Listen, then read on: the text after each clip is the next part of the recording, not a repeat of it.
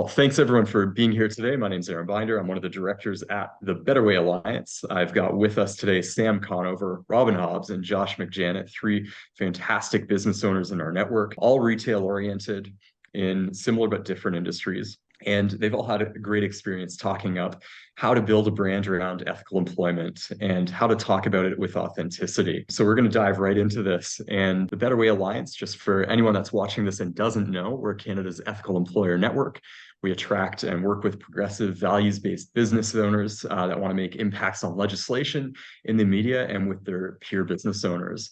So our members are all leaders creating better employment standards in their respective industries and often operate in industries like tourism, hospitality, food manufacturing, and other industries that are traditionally underpaid, and we're changing the narrative there. So thanks for watching this, and I know you're going to learn a few things here. So today we're going to go through this panelist introductions, some one-to-one questions, a deep dive where each of the panelists is going to get 5 minutes or so to talk about why they do what they do and their particular area of expertise. And then we may have a couple of questions. And then we'll get out of here. So today, our panelists are Sam Conover, Robyn Hobbs, and Josh McJannett from Broad Lingerie, Prix Fashion and Consulting, and Dominion City Brewing, respectively. I love Sam's story because she had, like myself, those terrible jobs as a teenager where you got taken advantage of. And when she started her business, it was one of her founding business goals to make sure that the jobs she was creating were ethical, were good, and providing people a decent living. Robyn, very much the same. I know that her journey started more in sustainable fashion. She owns a really cool store in Kitchener-Waterloo, and also very dedicated to making sure that people that work with her have the kinds of jobs that support their lives. Josh, brewery owner. This is an industry that's traditionally not been great on labor practices, and Dominion City has been one of the first that's in Ontario really changing that and putting a lot of emphasis on how they treat their employees, how they engage with the brewing industry, and can advance it to be more equitable. So really excited to have our three panelists with us today. And I want to jump right into these questions. So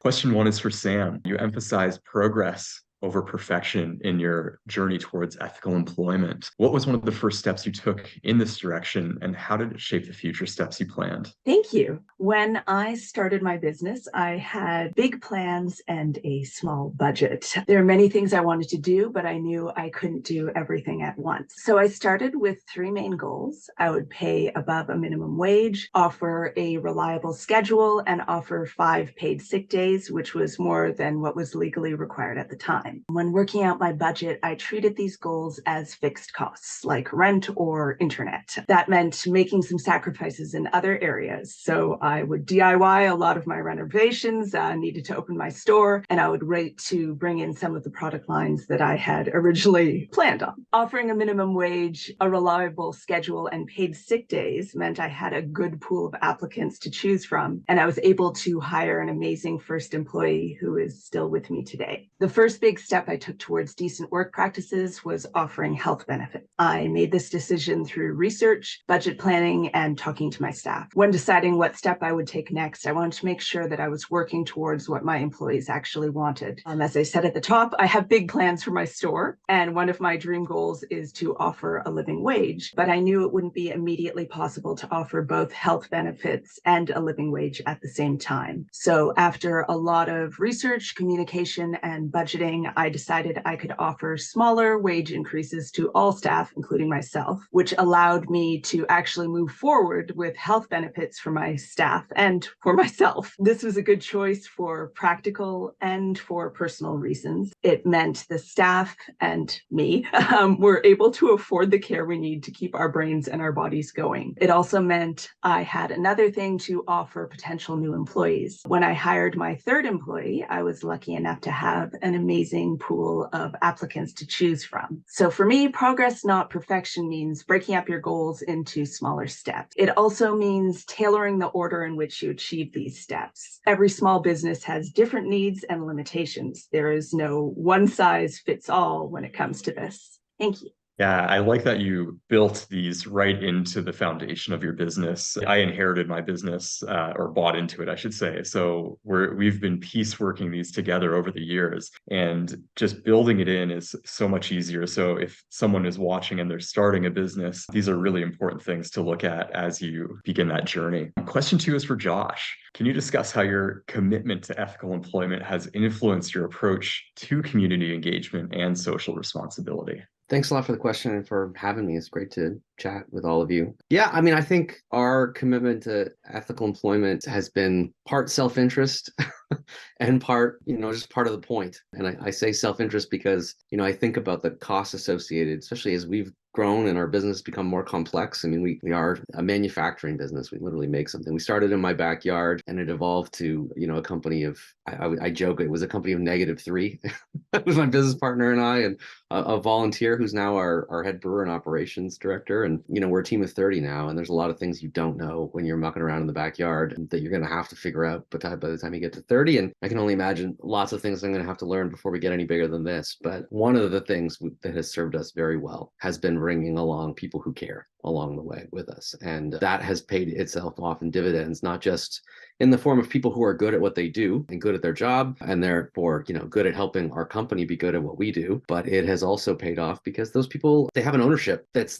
you can't hire for, and a pride, I think, associated with what they do. And they find a purpose in the work that they're doing that is, more than you can really just hope for if it's just a job. And so I think that has kind of radiated out. It's not my chart, but there's a chart of enlightened hospitality that I really like from Danny Meyer, who's a restaurateur in the United States. He wrote a book about hospitality that's worth a read for anybody who runs a business. But for him, he said that the way to please investors is to ignore them and to focus first on your employees. And your employees will take care of your customers, and your customers will build community. And when you have a community, you're going to be in a position to support is going to deliver value to you, if you're the owner of your business, or to the people you brought along with you as shareholders and investors. And I just really like that flow. And so I think the things we've been able to do in the community outside of the business, that's like step 3 on sort of like an infinity chart of 5. And it really begins, I think, with our team. Yeah, that's really interesting because I think anyone that knows your business knows how much community development you do in any given year and how many different communities you actually impact. So I think that's one of the coolest things that you've been able to integrate into your business are all these different clubs and all these different types of communities. So it's cool that you had an eye for that starting out and you've been able to follow through after this amount of time. So thanks for answering that. And Robyn, last questions for you. Looking forward, what emerging trends or changes do you anticipate in retail practices, and how is Le Prix preparing to adapt for these? Thank you for having me and the opportunity to share my expertise. And it's been fun over the last 11 years to continue to see it emerge and change,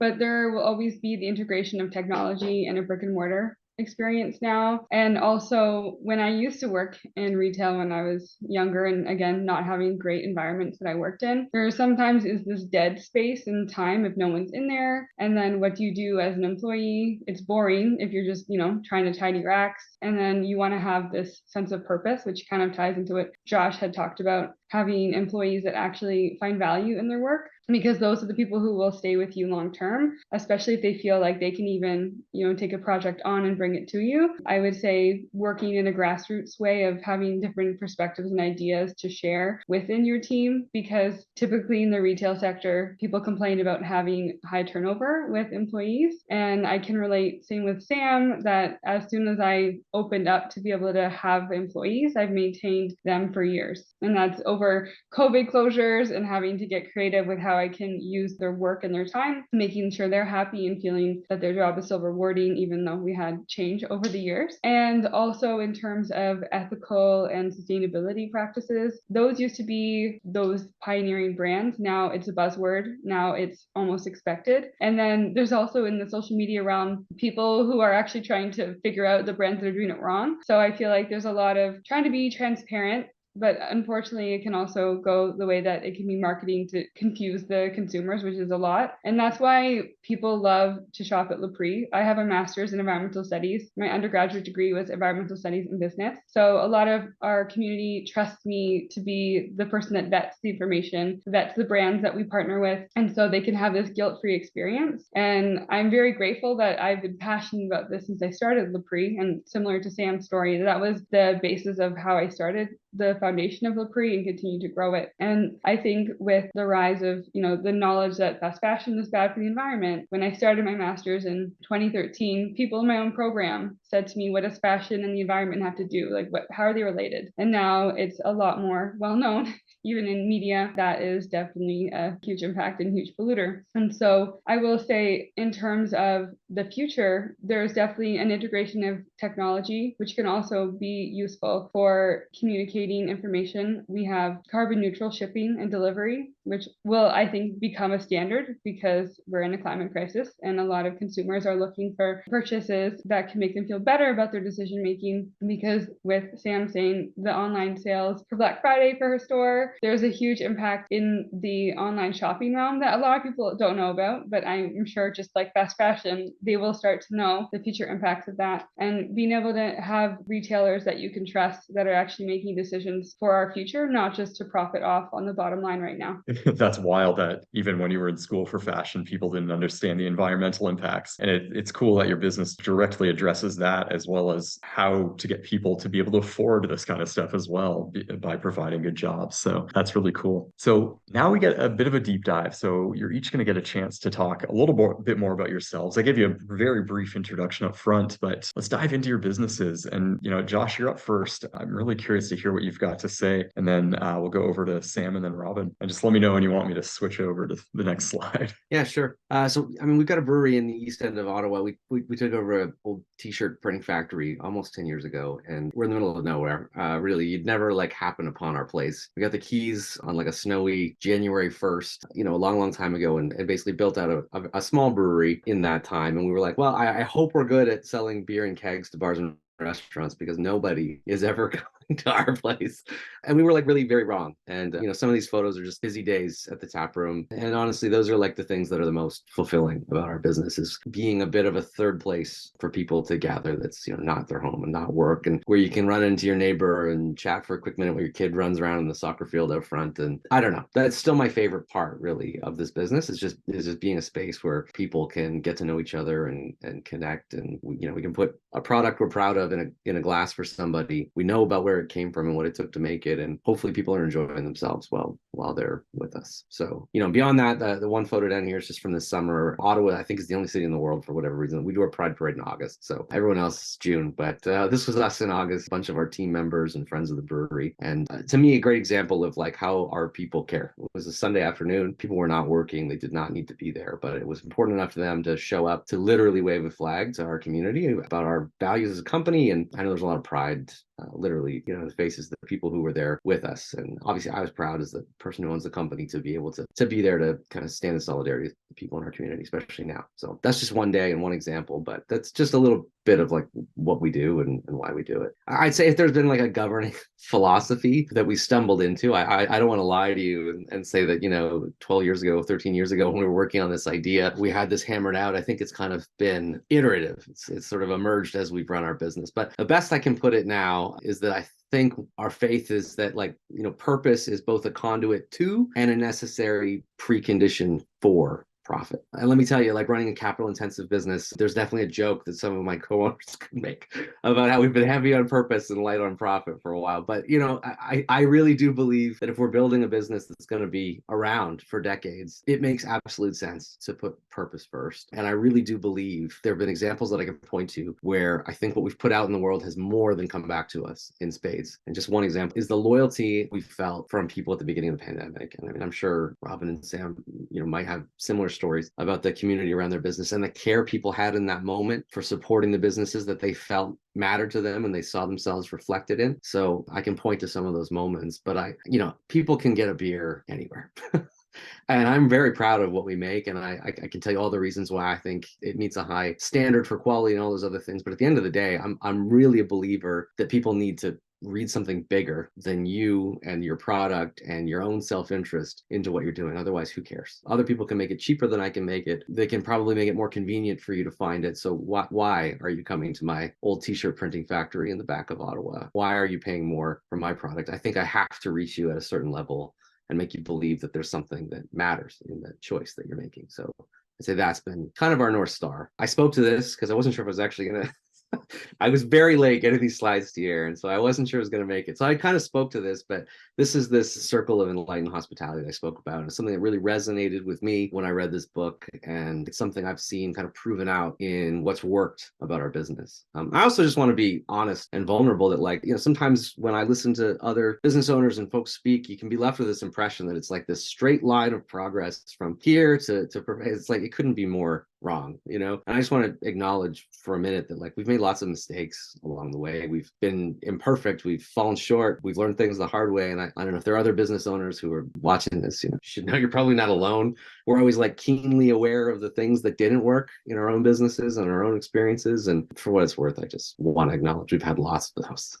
Some of them have helped us, some of them were just tough and embarrassing, but like, I do think this is the product, a lot of hard-won lessons. This kind of gets back to what I was talking about earlier about what I think works in our business. I think it kind of gets to why I think purpose matters. And ultimately, we're here to talk about ethical hiring practices and decent work. But I think that's the foundation of all of this. Is I think people want to choose a product, to choose a company that they see themselves reflected in, their values reflected in. I think you do have to live that. And also, a certain point, I mean, people who run businesses, I think we were all aware that it's like there are other jobs. I live in a city where lots of folks work for the federal government.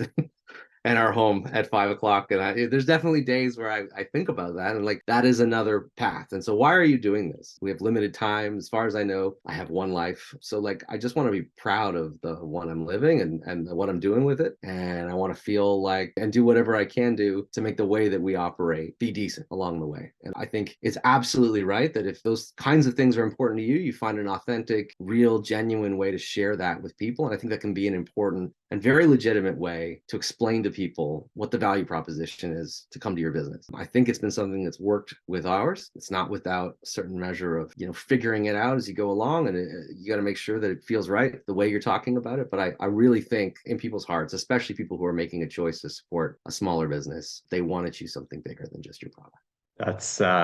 That's really well said. And I appreciate that you put the emphasis on something bigger. I think a lot of folks are looking for that. And it's one of the things I notice every time I walk into Dominion City is just how happy every customer is to be there. And you don't get that everywhere. Some people go into stores and they go in, they go out, but there's a real joy to the customers. And I think a lot of that is because of the way that they know that workers at Dominion City are being treated, and the compensation that they've got is better than a lot of other similar places. So thanks for diving into that, Josh. I really appreciate it. And I am excited to come back next summer and drink a couple more beers. Can't say I really need your product, Sam, but what you're doing is so cool. And I'm so excited to hear you dive into how you're helping not just customers, but your staff succeed. So please dive in. Thanks so much. So a little bit more about my store. I opened in 2016 after working in the retail and service industries for many, many, many years.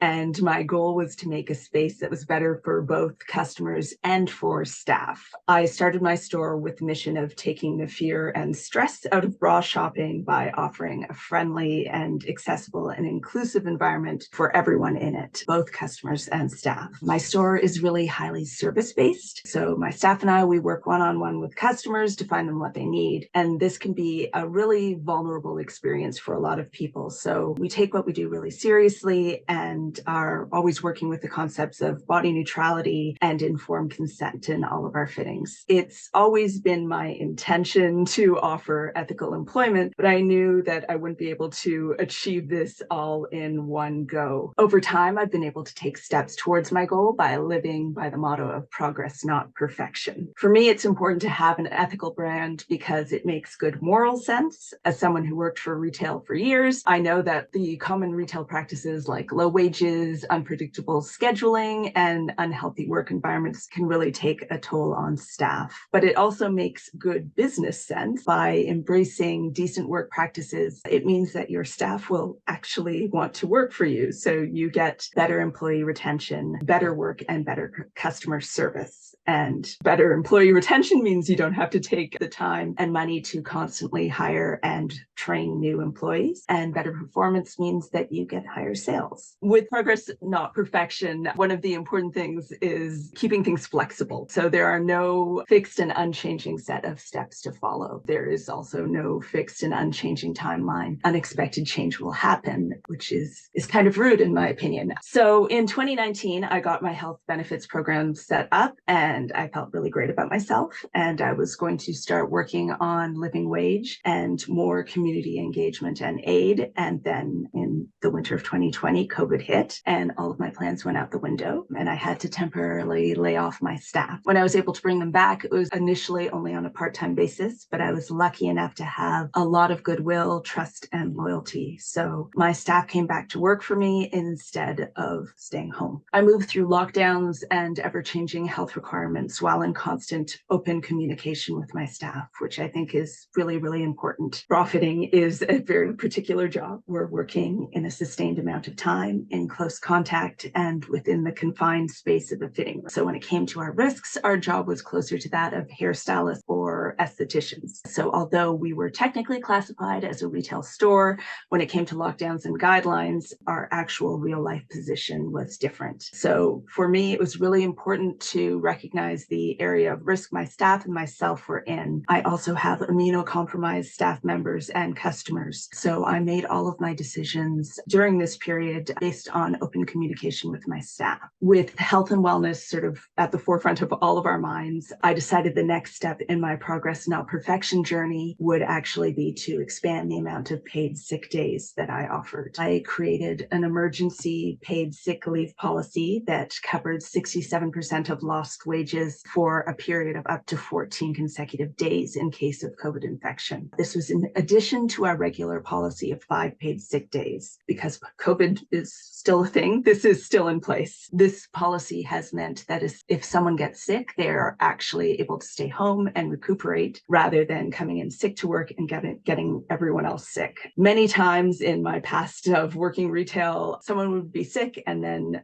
not wanting to lose wages and not be able to pay rent and buy groceries, and also wanting to escape the weird sort of guilty, wrathy, bossy situation. They would come in and then everyone else would get sick and it just would sort of keep escalating. So I wanted to avoid that. This policy has been used twice since 2020, so my staff have taken it seriously. Having this policy in place means that when hiring and retaining staff, I don't miss out on people. So there are people with disabilities or caregivers who may not otherwise apply to a business like mine if they don't have paid sick time. So it's gotten a broader type of people. And by breaking down my goals into manageable pieces and speaking with my staff at all times, I've been able to move towards those big dreams I had when I first thought of my store. But it hasn't been a straightforward path. Things like the pandemic have made me be really flexible in my planning, which has been a really great lesson since small business is really predictable. Over time, I've seen what some people may see as a gamble actually pay off. I have been able to retrain my staff and I have avoided this sort of expensive turnover of constantly searching for, hiring, and training new people. And when I decided to hire a new employee this year, I had an amazing pool of people to choose from. I hear a lot of stories of not being able to find people or good people, and I think they're out there. You just have to offer them something. My store is now 8 years old and I have 4 employees who actually like their job, and I have a loyal and growing customer base as well. I think they like to shop with me because of the service I offer, but also because the people who are giving that service are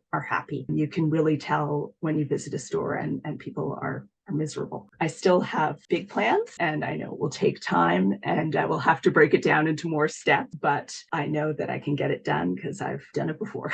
Thank you so much. Yeah, that's really good way of putting it. That, yes, a lot of businesses have a labor shortage, but businesses like yours don't. In fact, you probably had so many good applicants, it was hard to choose during that last hiring process. So yeah, thanks for presenting today, Sam. It's really meaningful. I live actually pretty close to your store, as you know, and I am constantly telling everybody in the neighborhood, go support Sam, go support Broad if you need their products, because there is no better place in Toronto to go shop for that kind of product. So it's so cool to have you expand a little bit on the why today. And of course, Robyn, like, let's dive right in. And I'm so excited to hear you talk again. Well, thank you. So I'm just gonna dive in. I know that we have kind of overlap with some of the topics that I'm gonna talk about, but the potentials of ethical washing, I would say, first of all, as a small business owner, it can feel very personal.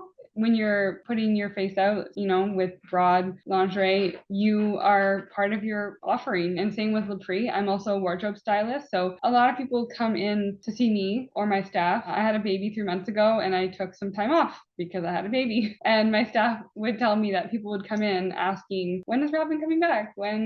How's she doing? How's the baby doing? And so in terms if I had gone with the ethical washing direction, then it would be much more of a personal choice rather than a larger company in terms of H&M or Zara or some other big company that's known for maybe greenwashing or ethical washing. And this kind of ties into small businesses are held to a higher standard than a massive corporation that has a massive supply chain. And I think it is because to get the buy-in and the value behind small businesses, and especially over the pandemic, creating that community, there is this feeling of the clients and people who come in want to get to know you, want to know what your vision is, what your mission is about, and that element of a higher standard, even though we have smaller resources. So there has to be some passion behind it, especially the members of the Better Way Alliance. We all are pretty passionate about decent work and making work a great place to be because we love what we do and we love how we started and the people we bring into the fold. And then if you think about retention and hiring, we want to actually be exhibiting what we're offering. We don't want to be lying about it because we'll find out people that want to apply. And then if we are ethical washing,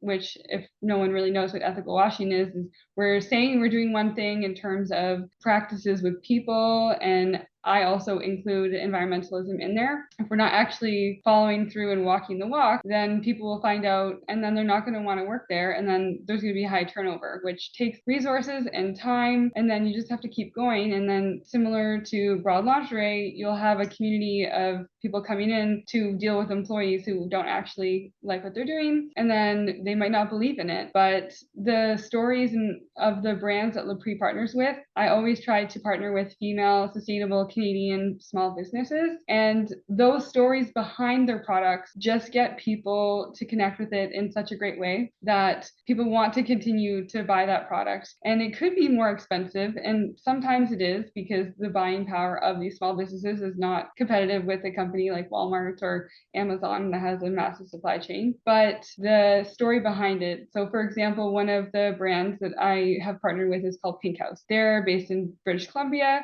They were started by two sisters. One of them had cancer. She didn't trust any of the products that she used to use because she realized the toxic burden that she experienced. And so she decided to make her own skincare and cosmetics line that she could trust. And then it's now a family business, and the daughters of the two sisters are involved. And everything that they create in terms of packaging is sustainable, either recyclable, zero waste, any of the ingredients in it. If there's any discrepancy or debate in the community about is it good for you or not, they just don't use it. And so again, I think they're really walking the walk, and we can talk about this product in this story because it is aligned with our values. And then also in terms of the products at Prix is based off my passion of sustainability and self-love. Those are our two pillars. And when we bring employees in and clients in, they become part of this community, and especially for women, the entire social media society is always telling women we're not enough, we're always doing something wrong. And that is another element of the self-love and I guess ethics behind business that we try to incorporate. And if you think about the business partnerships in terms of the way that they produce things, so ethical washing, it needs to go through the entire supply chain, the entire value chain. So the value chain is thinking about from the beginning of how something is made to the end of its life cycle, because the supply chain is just until the consumer gets it. And if you are doing ethical washing, you're not going to be covering all those bases, and you're not going to be able to talk about it. And again, transparency is easy when you're doing everything right, or you're trying to do everything right. If you're not able to afford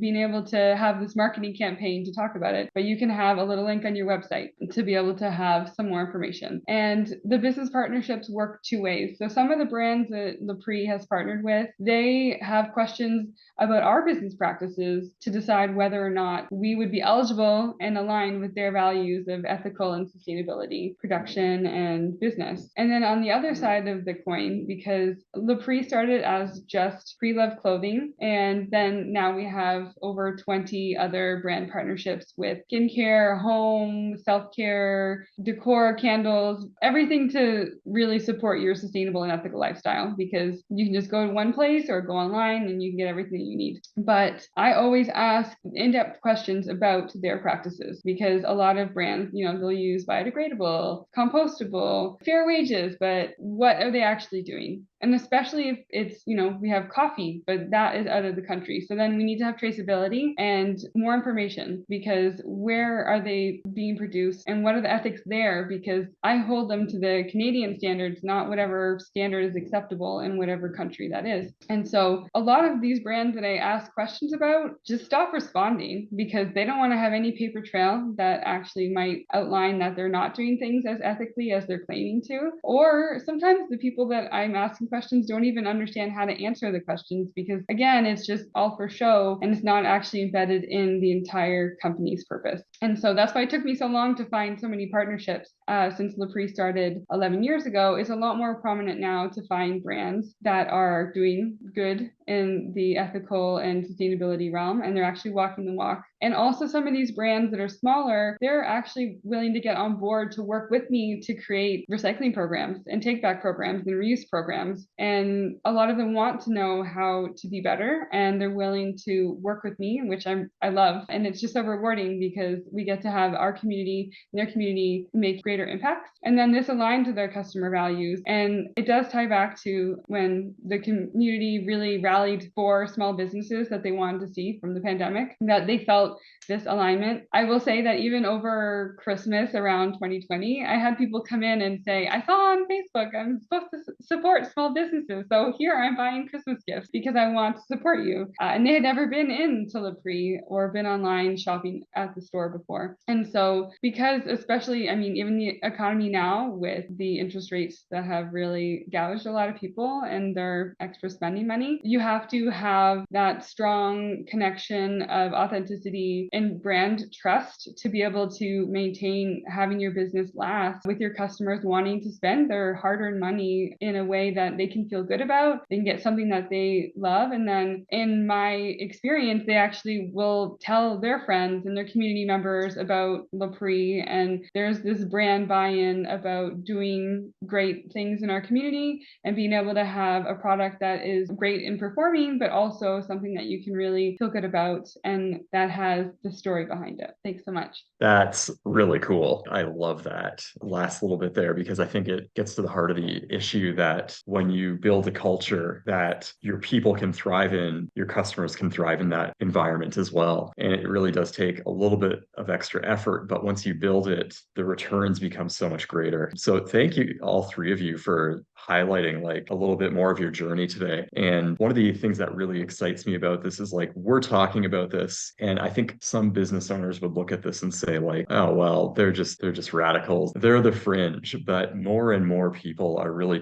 starting to talk about business this way, about it holistically. And we might be on a leading edge, but I have a fairly solid guess that within 5 to 10 years, a lot of the practices that we all utilize in our businesses will be quite normal. So it's really cool to hear about your journey and what took you there. And Josh, I think you've mentioned to me in the past, the people that leave your business, they take those values with them. And I think that's one of the coolest things that all three of you get to do, is like when one of those folks leaves, they're leaving for the better, and they're leaving and those values stick with them wherever they go. So they can imprint those values on whoever it is and wherever it is they end up next. So that's really cool. Thanks again, all three of you. I know we've only got one person watching, but if you've got questions for each other as well, this was really informative for me. But Kathy, Josh, Sam, Robyn, any questions for the other panelists or any ideas you want to talk about? I have a question, actually. Personally, I have had several over the years, but people be inspired by the mission and the basis of Le Prix that they wanted to start their own business. Have either of you experienced that? Because that kind of ties into why it's important to not be ethical washing, because then similar to, what your vision and your mission is, you want people to actually go out there and also make positive change. Yeah. I mean, it's actually been really cool. One of the things we benefited from when we were opening and planning was talking to another brewery. I mean, one of the first to do it at any scale here in Eastern Ontario was a brewery called Bose. They were province-wide at their height. Fortunately, RIP Bose kind of been absorbed into another brewery now, and the founder's not really involved. But he made a ton of time for us, and I can draw a straight line between what we do now and what we learned by watching somebody else in the community. And it's always fun and exciting when you're talking to somebody else planning their thing and they want to pick your brain about your journey. So it's happened a couple times and I always get a lot out of it. And I totally hear what you're saying, Robyn. It's like if you're falling short of your own standard, it's not going to take forever for other people to notice and catch on. People are they're pretty savvy. So I do think there's like a burden there that you got to live up to your own standard on these things. And whether it's someone who comes behind you who's going to do it better or just customers figuring it out, I think you're right to think that that's going to be important in this. Anyone else have questions, or am I heading to a concert? I wouldn't want to keep you at this point, man. I'm excited. Kathy, are you there? I missed that. Which concert? I'm actually in Detroit right now. I'm going to see a band called Lingerie who are going on stage in about 45. So I got time. Okay. We're pretty close. But yeah, if you've got any questions for Josh, Sam, or Robyn, feel free.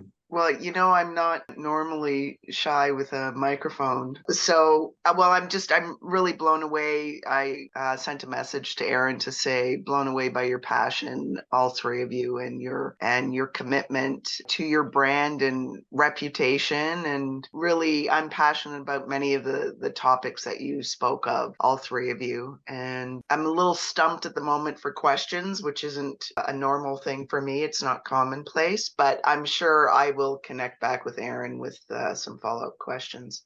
But thank you very much for sharing your stories, a little bit about your stories and your business and the work that you do. Appreciate it. Thank you for being here and for listening. It was nice to have an audience. Well, we'll have many more on social and YouTube, but yeah, for now, thank you again, all three of you. It's honestly such a pleasure to get to know you a little more as we continue growing the Better Way Alliance. All three of you are fairly old members by today's standards, and it's really awesome to have you three as guiding beacons for the organization and what we're trying to do across Ontario and Canada. So thanks for taking part in this today, and we'll see you all soon. Thank you so much. Well done, everyone. Thank you. Thanks a lot. Thank you.